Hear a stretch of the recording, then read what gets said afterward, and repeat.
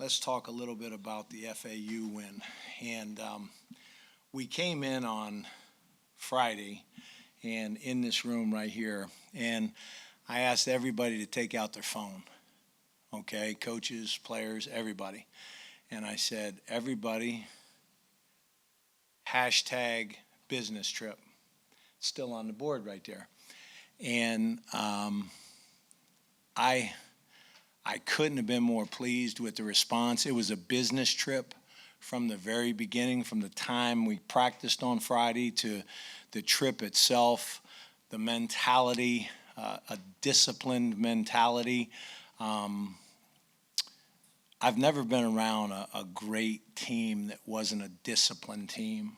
And we really talked a lot last week about being a disciplined football team, and that disciplined football teams win games. Undisciplined football teams get their butts beat.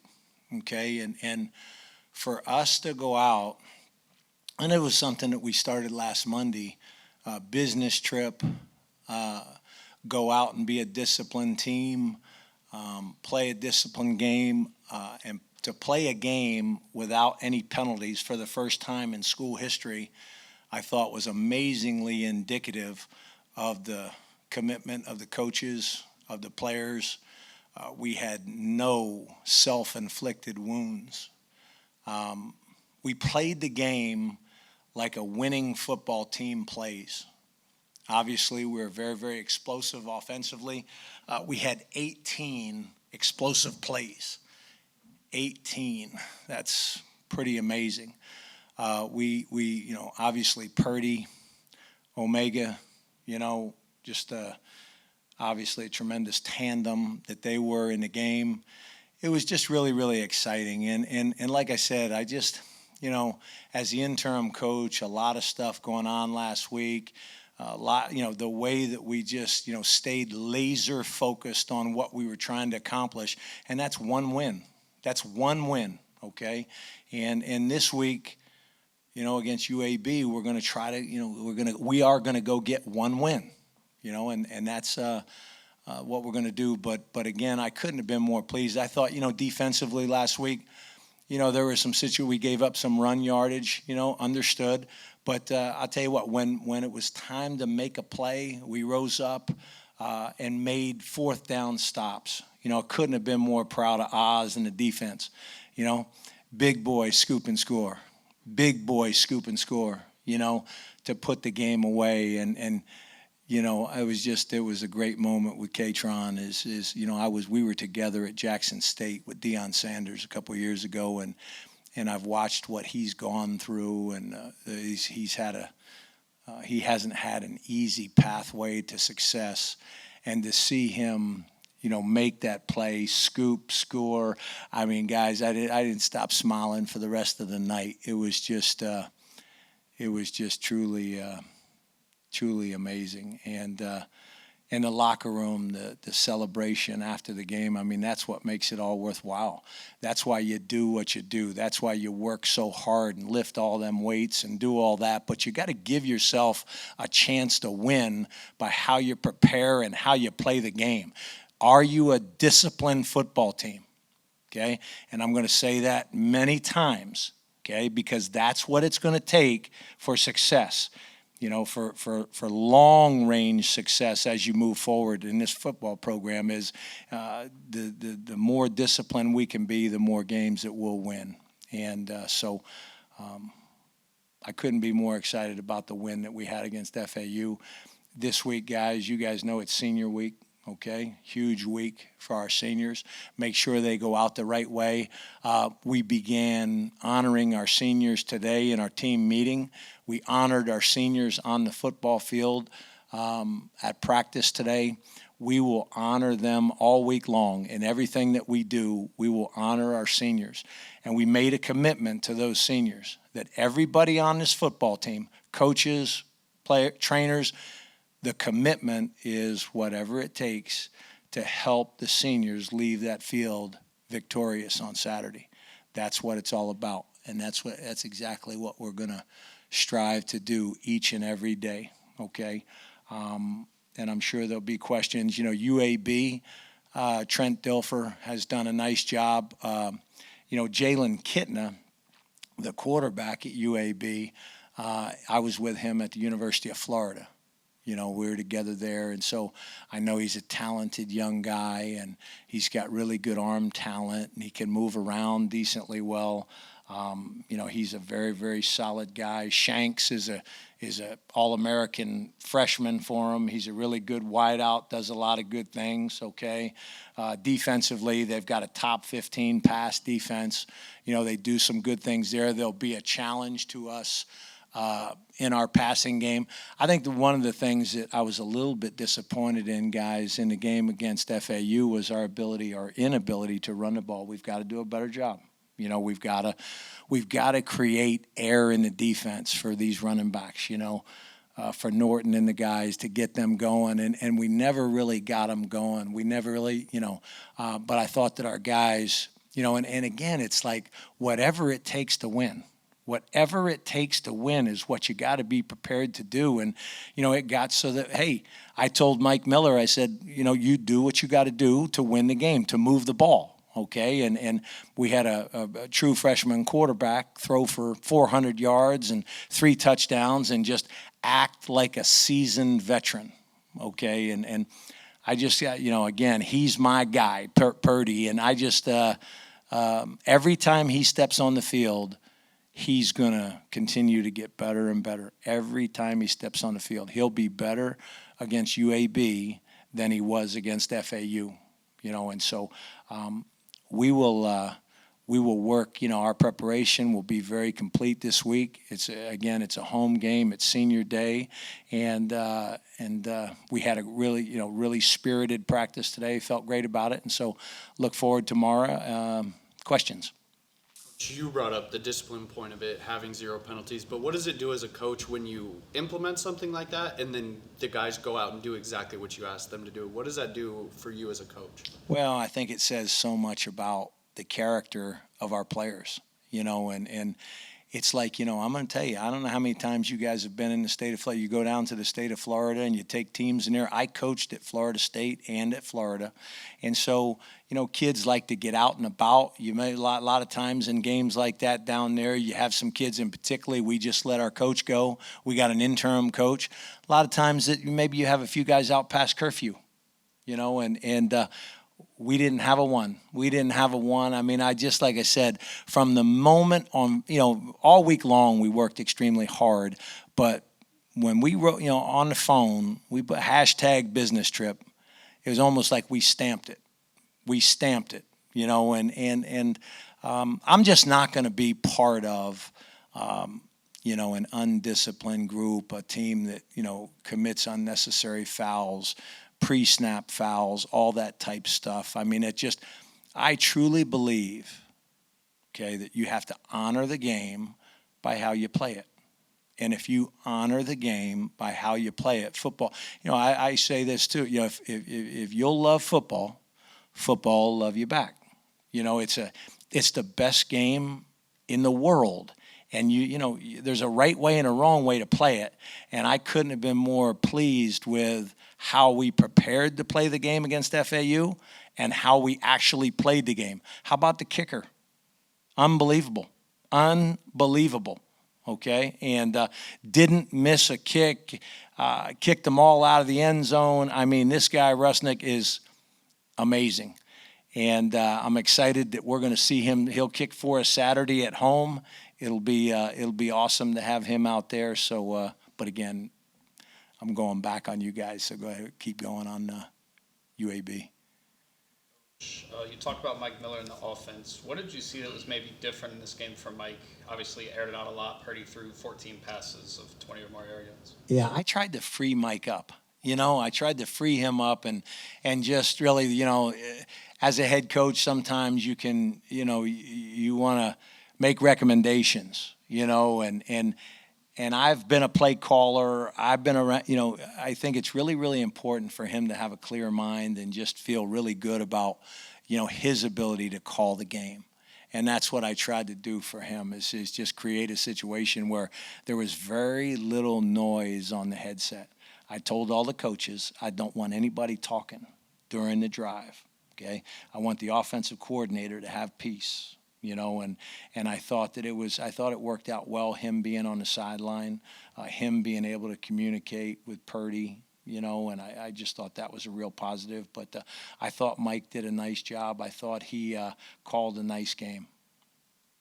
When it comes to UAB, looking at their record, in their few wins, they've been blowout wins, but in their losses, they've been blowout losses. If this game gets close on Saturday, obviously you guys have had a few close ones, Rice, Gardner-Webb. How are you going to lean on that experience if it gets close to put you over the edge? Exactly, and I think that, again, it goes back to your preparation, Hunter. It goes back to, how you prepare. Are you prepared for the moment? In tight games, people ask me all the time, how do you perform in a tight game?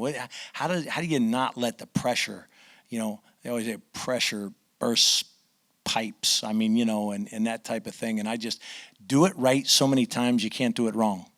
Do it right in practice.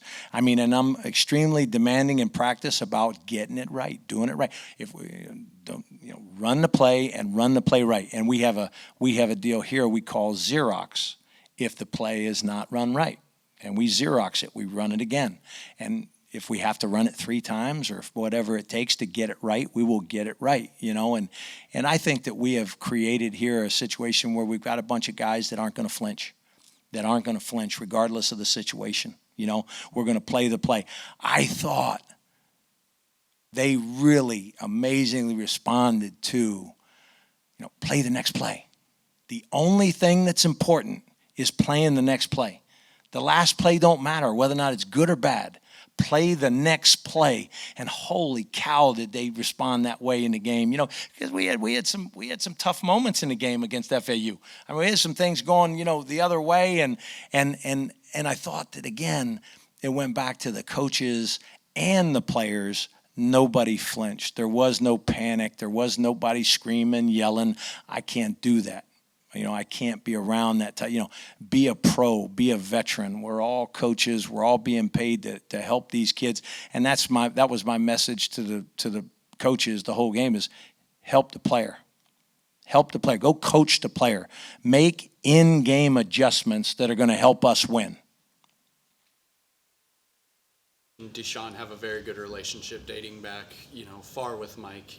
What exactly do you think it does for their relationship on a field when you do allow that silence? You allow them to almost kind of just do it together. What does that do for that player and coach combo? Right.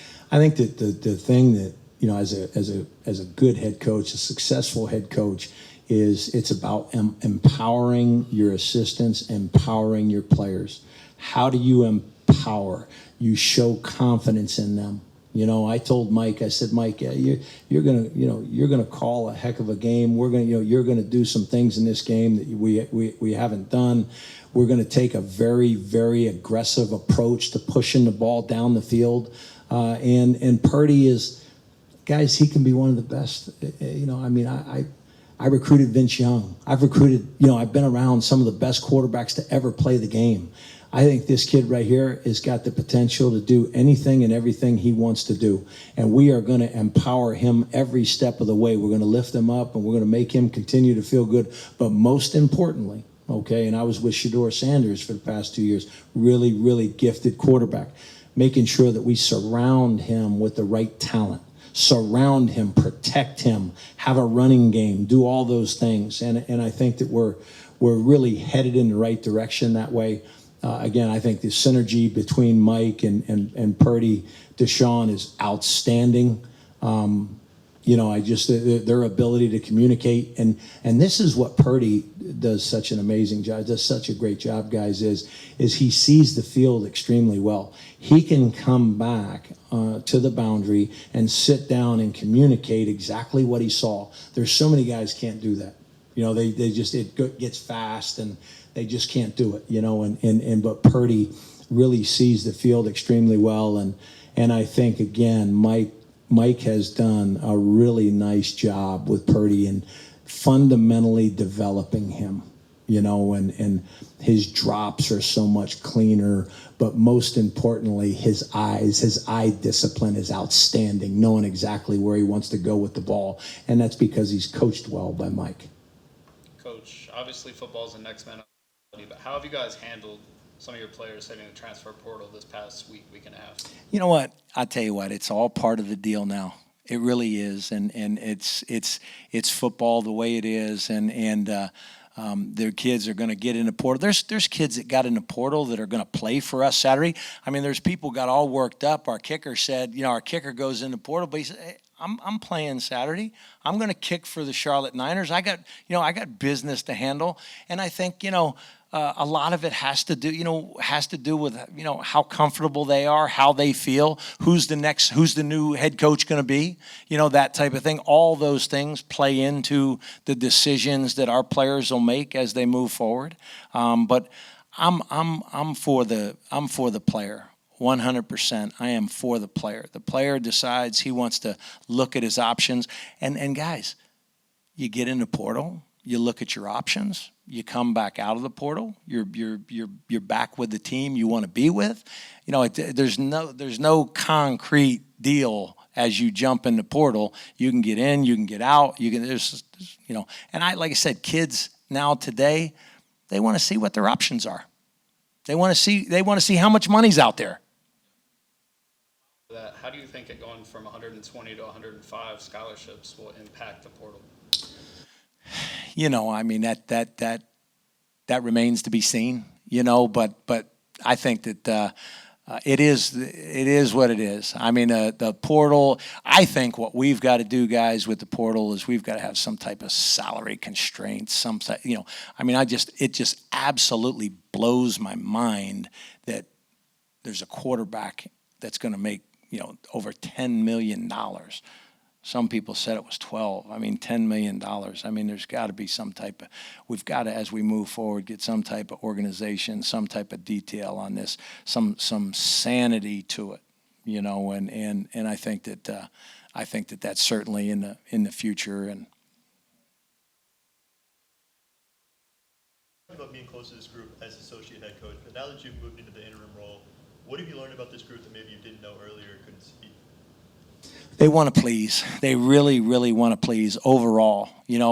Overall, all by position, they want to please. And I just think that Biff did a wonderful job in helping the character and the culture of this program. And it is real. It is a real pleasure and joy for me to be the interim head coach here.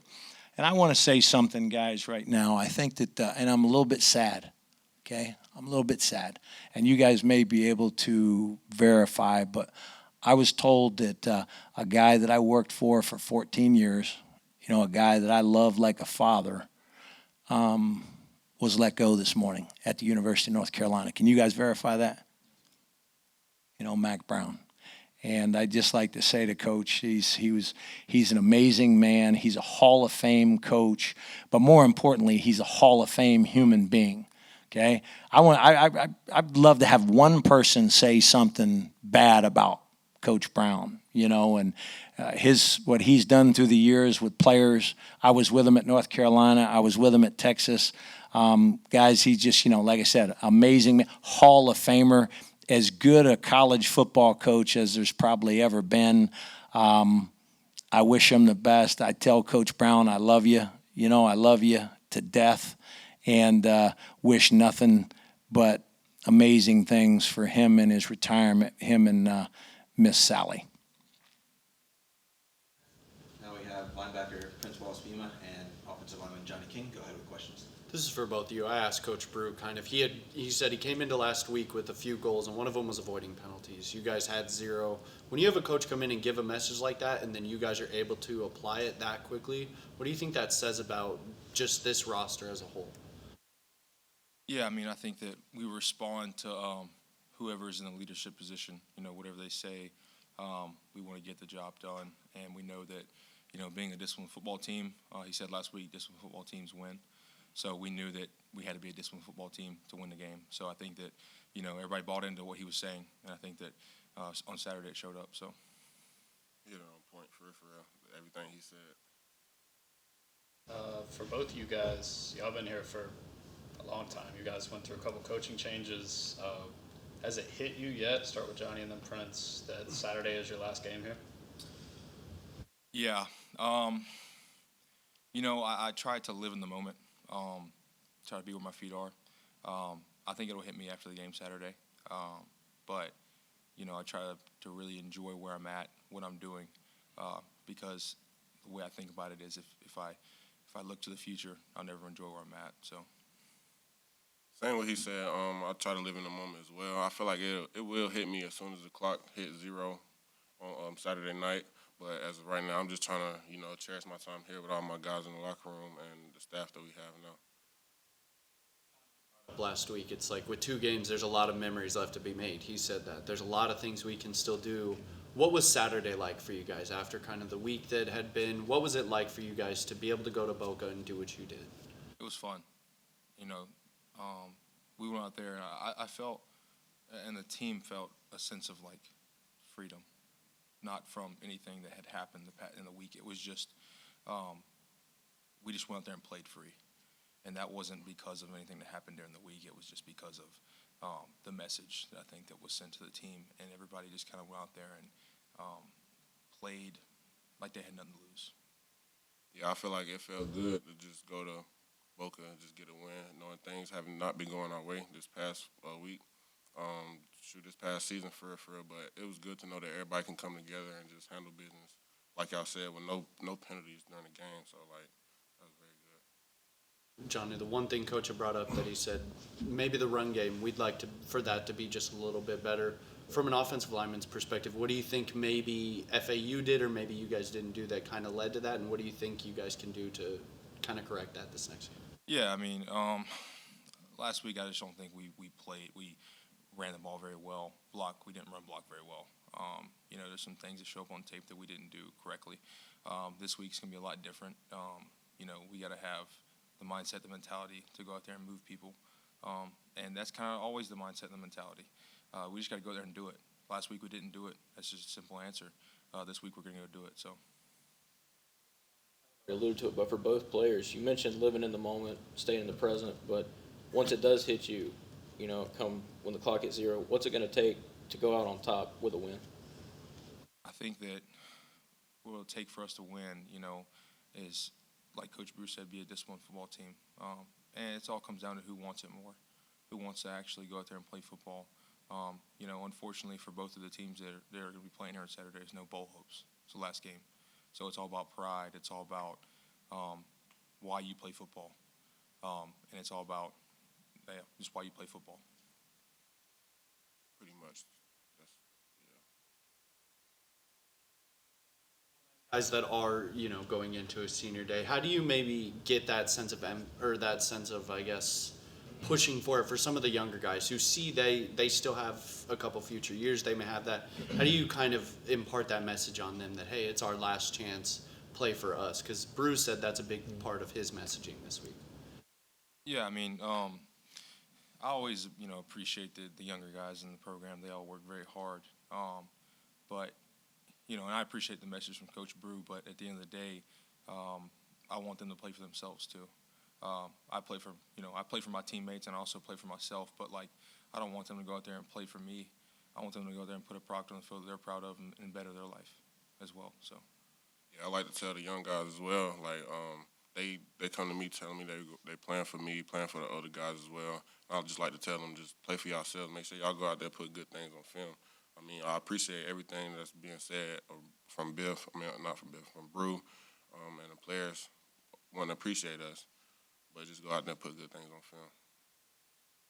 You guys, obviously, you guys have had some highs, some lows here. Is there a favorite moment that sticks out? Obviously, you guys still have one more opportunity, but over the past 4, 5, 6 years, is there one moment that stands out? Yeah, and I'm sure a lot of people would say this that was on the team, but when in 2021, the first game of the year when we beat Duke, that was pretty special. I was young, never seen that many people in the stadium before, never played in front of that many people. So it was pretty special, and I definitely remember that one forever. So I feel like mine would be 2019 year. We was playing Marshall for the bowl eligible game. We was counted out late in the third quarter, maybe early in the fourth quarter, and we was able to pull out a win. and become bowl eligible. Like all the fans rushed the field. It just felt so surreal. Just know like we accomplished one of the first things in school history. You knowing this is your last game, does it mean a little bit more knowing you get to play at home to end your college careers? Yes, yes, for sure. Just knowing that I'm from Gastonia, that's just a trip down the road. All my family get to come. All my friends just get to come see me for my last game. As knowing they've been supporting me for like my whole football career, like middle school, high school, now college. So just for them to see me go out as a senior in college, so that's feels good to me. Yeah, I mean, well, like Prince said, I'm also pretty close to. I'm from Greensboro, North Carolina, so I mean, it's about an hour. Yeah, it's very important to me. It means a lot. You know, I get to go out there and play one more time in front of the people that support me, especially that my family will be able to be there. So, yeah, it's definitely important to me. Mouth on Saturday. So that most definitely that. Got to go out with a win, man. It's the most important thing. It's never changed. Thank y'all.